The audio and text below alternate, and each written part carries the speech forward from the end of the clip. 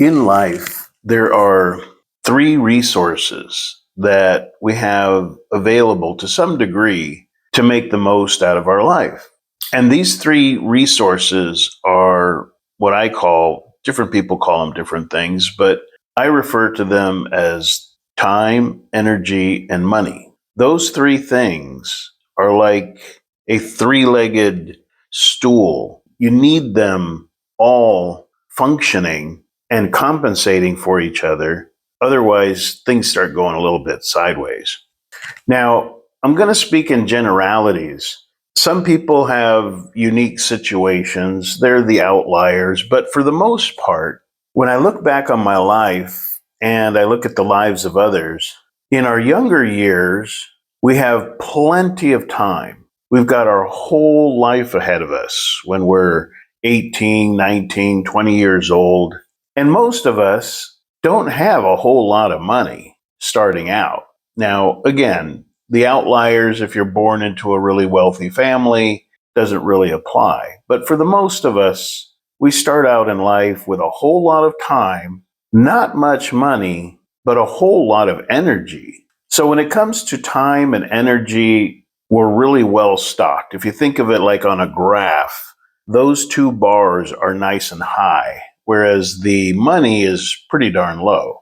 And by energy, I mean not just your energy to move around, but your health, your positive attitude, your energy to just kind of get up and go do something. So we start out in life and we trade what we have. We trade our time and our energy getting a job or putting ourselves through university or a vocational school or the military. And this way, we're able to use our time and our energy to boost up that other part of the graph, which is the money. And then we get into sort of like the 30s through, let's just say the late, maybe mid 50s. We'll call it middle age, although really, people have different definitions of that. But for these purposes, let's just say between age 30 and 55, well, now the graph looks a little bit more even. If you've been responsible and doing all the right things to boost up your income, well, now, because you're later in life, you have a little bit less time. But that's okay. You're still in the median range there. And if you've been pretty decent with your health, the body can take a lot of abuse before a lot of the bad stuff starts, rearing its ugly head. But in your 40s or so, even if you're not eating so good, even if you're not exercising so much, you've got a pretty good amount of energy to you to just kind of get up, go out, do things, try new things, explore what you're interested in, go out and dating and having relationships and all that. And again, this graph is now a little more even because by this time, now you have a little bit more money. Now, the umbrella over this is if you've gotten married, which most guys have gotten married by the time they're 30.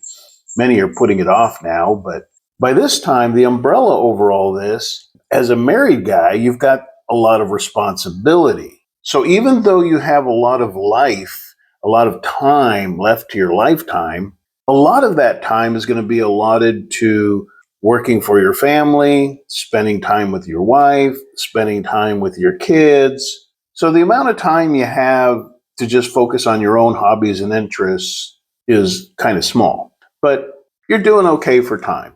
Now, your energy is now also, because of this umbrella of responsibility, your energy is now spread out. It takes some energy to go out and take the kids to the park or the beach and, a little bit of money and a little bit of time to go out there and make the most of these responsibilities, your family, your life, and all that.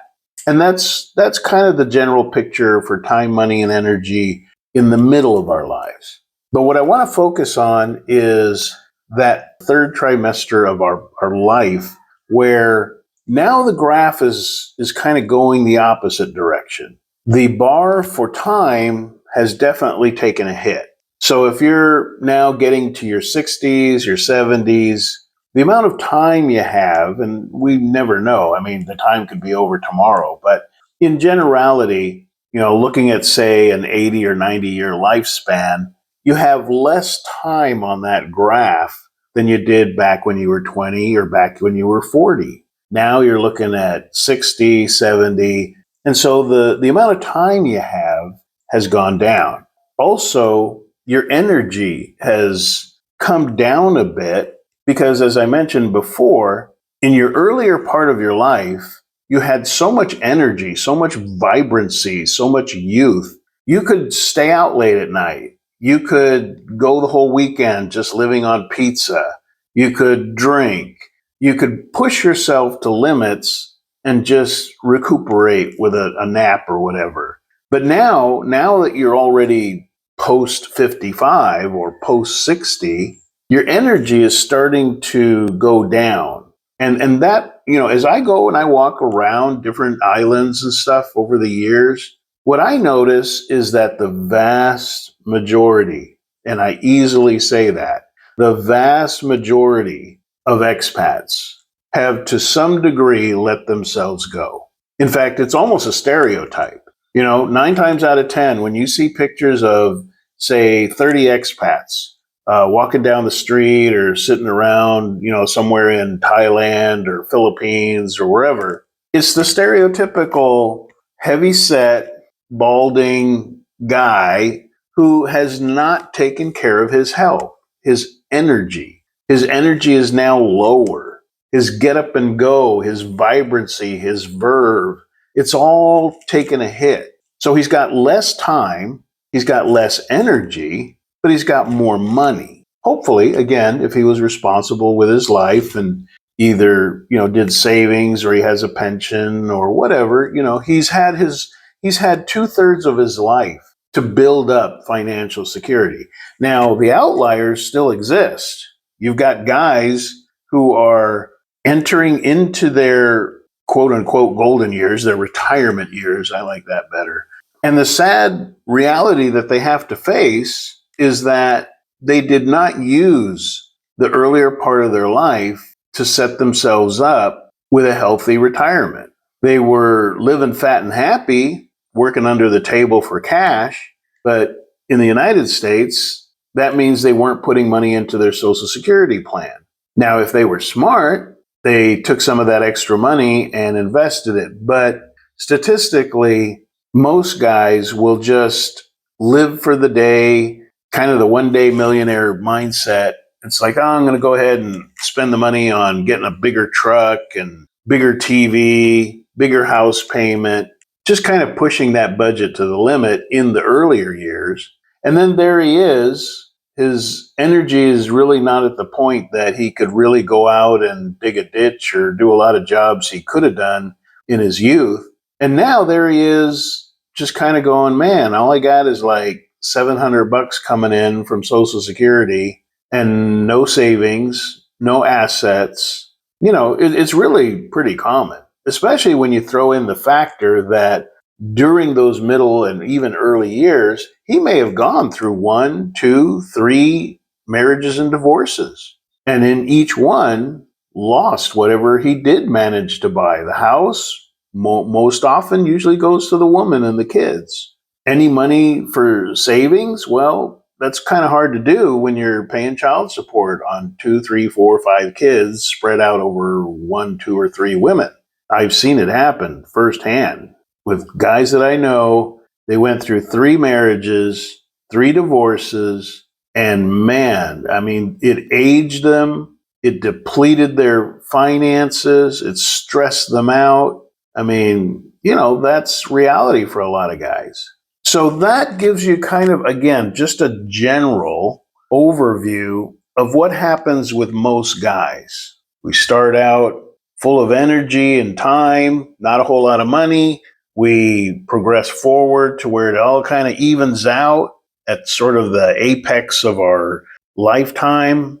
We're making plenty of money. We got lots of energy. We got still a good stockpile of time. And then we get into that third part where, okay, so now there's a little less sand in the hourglass, a little less pep in the step, but if they've been responsible, they've got a pile of money. They sell off a house and now they're sitting on a big stockpile of cash that they can invest. Maybe they make good investments, maybe they don't. And as I was pondering this whole process and looking at how I fit into all of this, I thought to myself, well, once you enter that third phase of life, the retirement years, what should be the goal? Because when you're young, the goal is make more money. And when you're in the second phase, the goal is to manage everything efficiently. So you're making the most of your time and your energy and your money. So I thought, okay, well, then what is the goal, or what should be the goal once you're in that third part?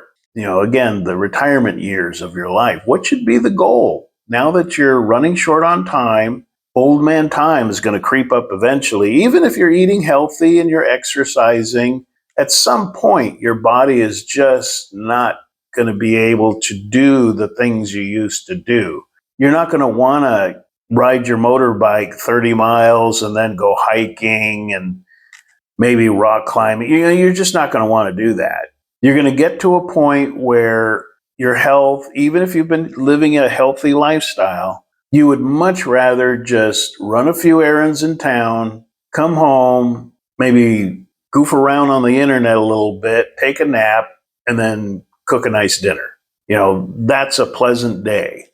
So what should be the goal, I asked myself, once you get to that part of your life? And the conclusion I came to, and again, I've been pondering this for about the last 2 years because I find myself in the third part of this whole arc of life. And the answer, every time I think about it, the answer is always the same. And I've shared it with different friends of mine over the last, year or two. Like right now, I'm still active, My wife and I get around and we do stuff, and we like to see things, and we also like to cook at home. And I mean, I'm not invalid. I'm not laying in a bed with an oxygen mask. Again, I'm riding my motorbike around, and we're still we're doing pretty good, and we're doing fine financially.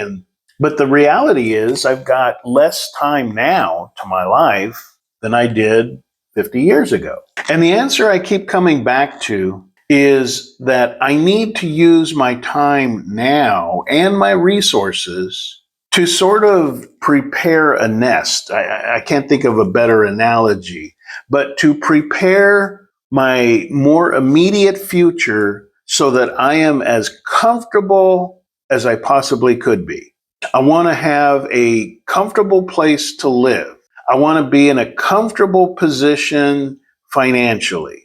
I want to be at peace with my wife, my immediate family, my friends. Comfort is the goal. And I still want to attend to, again, getting out and dining out and seeing new places and stuff and traveling.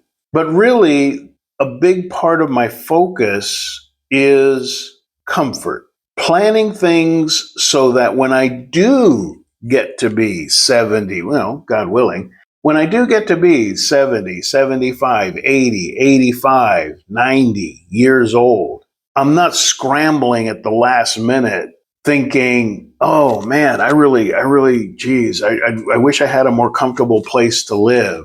I need to find a house. I need to find a house that really is, again, easy to enter and exit as far as, ramps or, I don't want to be living in a place where I got to go up 2-3 flights of stairs because there's no elevator. That just does not work. When you start getting to the age where even going up 1 flight of stairs is a real big pain in the ass. So thinking ahead, okay, what kind of home should I be buying? Well, for me, and again, everybody's different, but for me, it's having a single level home, not a 2-story, not a 3-story. Again, I don't want to be dealing with that, when my bones are achy and all that. A single level home, maybe 1 flight of stairs up to the roof where there's a covered patio that I can go up there and, again, just for good mental state, end of the day, watch the sun go down, have some nice cold green tea, and just enjoy a nice evening out there with my wife and maybe some tiki torches and a barbecue. You know, I need to think of these things specifically. What kind of a home do I want to retire in? Because the time to prepare for that is now, not, like I said, you realize at 85 or whatever, your knees are giving out, your back always hurts, and it's like, oh, well, now I'm going to go look for a home. No, try to think of that in advance. And again, if you're going to be an expat, really the only way you're going to own a home, technically, is you have a wife you can trust. Because apart from that, yeah, you could try. I know one guy who set up a corporation, and he's a single guy, and he owns a very nice little small home. It's very nice. It's got a little pool, and I think it's a 2-bedroom, and top of the line everything, great patio, great barbecue, big giant screen TV. It's very comfortable. It's very cool, very secure. I personally do not recommend building a house on leased land. There's too much that can go wrong, and you could find yourself building a really great home, and through either a construed argument in court that you failed your lease, you lose that home that you're leased on. When the lease is broken or ended, anything built on that leased land becomes property of the land owner. So you can see how motivated some Filipino guy is that you've leased his land, you've built this dream house, and if anything were to happen to you, well, that really cool house goes to him. So I just personally don't recommend building a house on leased land. So again, if you're going to be a single guy and you want to have a comfortable place to live, well, maybe condo life is for you if you never plan on getting married, or if you just plan on it being you and your significant other, no kids. Well, then condo life can be workable. You've got all the amenities there. You got a gym, a swimming pool. Usually all of the 7-Elevens and malls are very nearby, even within walking distance. You've got 24-hour security. There's a lot of amenities to saying to yourself, I know I'm not going to get married. I know I'm not going to have kids. Owning a condo is a really good idea. It doesn't work for everybody, but like I said, if you're a committed bachelor, owning a condo it's got a lot of benefits to it. It's becomes unworkable if you say, oh, I want to marry this Filipina and we're going to raise 3 kids. Well, good luck with that, doing it in a condo.